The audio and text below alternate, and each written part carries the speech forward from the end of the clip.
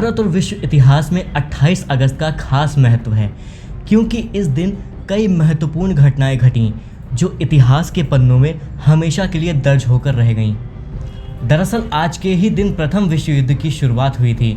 Oxford university की कनाडाई professor Margaret Macmillan का कहना है, यह ऐसा दुर्दांत युद्ध था।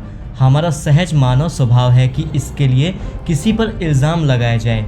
उन्होंने किताब लिखी है पहला विश्व युद्ध, जिसने शांति खत्म कर दी। युद्ध खत्म होने के बाद 1919 में वर्साई की संधि में जर्मनी को युद्ध का जिम्मेदार बताया गया और इसके लिए बर्लिन पर बंदिशें लगाई गईं। लेकिन 1920 से ही माना जाने लगा कि इस युद्ध के लिए सभी जिम्मेदार थे या कोई नहीं। जर्मनी के इतिहासकार फिट्ज फिशर ने 1961 में एक किताब लिखी और जर्मनी के लोगों की खूब नाराज़गी झेली। उन्होंने किताब में लिखा कि निश्चित तौर पर जर्मनी को ही इसका दोषी समझना चाहिए। उन्होंने किताब में लिखा कि निश्चित तौर पर जर्मनी को ही इसका दोषी समझना चाहिए। उन्होंने लिखा कि 1914 में जर्मन प्रशासन युद्ध शुरू करना चाहता था। उनका तर्क है कि ऐसी ही परिस्थितियों में दूसरे विश्व युद्ध की शुरुआत भी जर्मनी ने ही की थी। उनके इस तर्क का काफ़ी बरसों तक सम्मान किया जाता रहा, लेकिन हाल के बरसों में इतिहासकारों ने उनके तर्क पर सवाल उठाने शुरू किए हैं।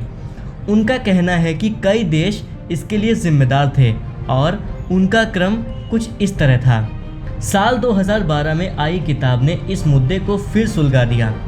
ऑस्ट्रेलियाई इतिहासकार क्रिस्टोफर क्लार्क की किताब द स्लीप वॉक्स में दावा किया गया है कि जून 1914 में ऑस्ट्रियाई हंगेरियाई राजकुमार की सारायेवो में हत्या किया जाना ही युद्ध की शुरुआत की इकलौती वजह नहीं थी।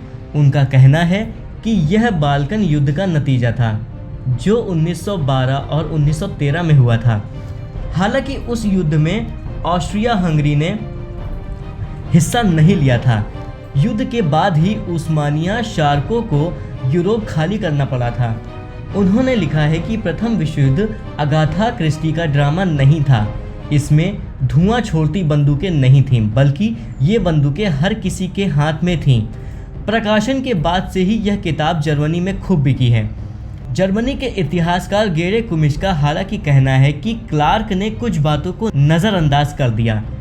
लंदन स्कूल ऑफ इकोनॉमिक्स के इतिहासकार सोएनके नीडेल का कहना है कि वह क्लार्क की बातों से इत्तेफाक रखते हैं कि सिर्फ जर्मनी ही युद्ध के लिए जिम्मेदार नहीं था। हालांकि प्रथम विश्व युद्ध से पहले भी यूरोप में खूब लड़ाइयाँ हुईं, लेकिन वो इतने बड़े युद्ध में नहीं बदलीं। वजह यह थी कि नेता वहाँ तक नहीं जाते थे।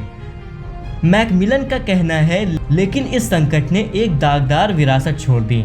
लोगों ने शायद सोचा कि हमारे सामने तो पहले भी संकट आया था और हम उससे निपटे थे, लेकिन इसका दूसरा पक्ष यह है कि जो नेता पहले पीछे हट जाया करते थे, उन्होंने तय कर लिया था कि इस बार वे नहीं हटेंगे। 1908 में बोस्नियाई युद्ध के दौरान वह पीछे हट गया था। 1912 और 1913 में सर्बियाई युद्ध के दौरान भी वह हट गया था और मैं समझती हूँ कि उन्होंने सोचा कि अगर वे फिर से पीछे हटें तो उन्हें बड़ी शक्ति नहीं माना जाएगा। वहीं आज के ही दिन 1600 में मुगलों ने अहमदनगर पर अपना कब्जा किया।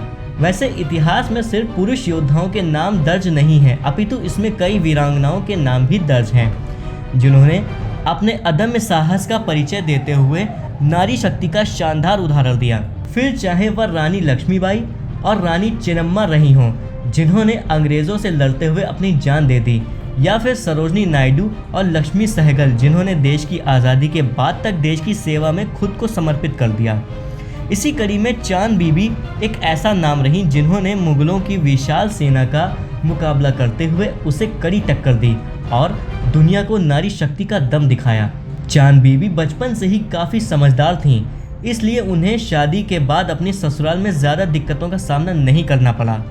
वह जल्द ही सबके साथ घुल मिल गईं। उनका वैवाहिक जीवन पटरी पर था। पति अली आदिल शाह प्रथम से भी उनको पूरा प्यार और सहयोग मिल रहा था। सब उनकी तारीफ करते थे। इस बीच अचानक उनकी खुशियों को किसी की नज़र लग गई और उनके पति मृत्यु को प्यारे हो गए।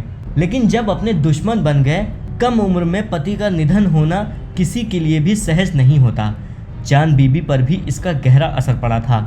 उनके पति की मौत को कुछ ही दिन हुए थे कि उनकी जगह गद्दी पर बैठने की होड़ सी मच गई।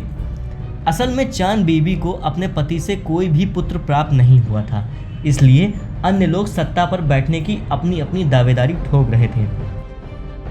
लेकिन अली आदिल शाह प्रथम के भतीजे इब्राहिम आदिल शाह को बीजापुर का ताज पहनाया गया। वह युवा थे, किंतु उनकी कुशलता पर किसी को संदेह नहीं था, यहाँ तक कि चांद बीबी को भी नहीं। शायद इसी कारण उन्होंने इब्राहिम को गद्दी पर बैठाकर बीजापुर का सल्तनत का प्रशासन शुरू किया। हालांकि उनको अबला समझकर राज्य के कुछ खास लोगों ने उनके खिलाफ मोर्चा खोल दिया था, जिसे उन्होंने अपने कौशल से धाराशाही कर दिया। जब चांद बीबी का मुगल सेना से युद्ध हुआ और इस युद्ध में अपनों के हाथों छली गईं। बहरहाल भले ही चांद बीबी अपनों के हाथों छली गईं और मृत्यु को प्यारी हो गईं, किंतु उनका नाम इतिहास में एक महान महिला योद्धा के रूप में दर्ज हुआ, जो हमेशा प्रेरणा का स्रोत रहेगा।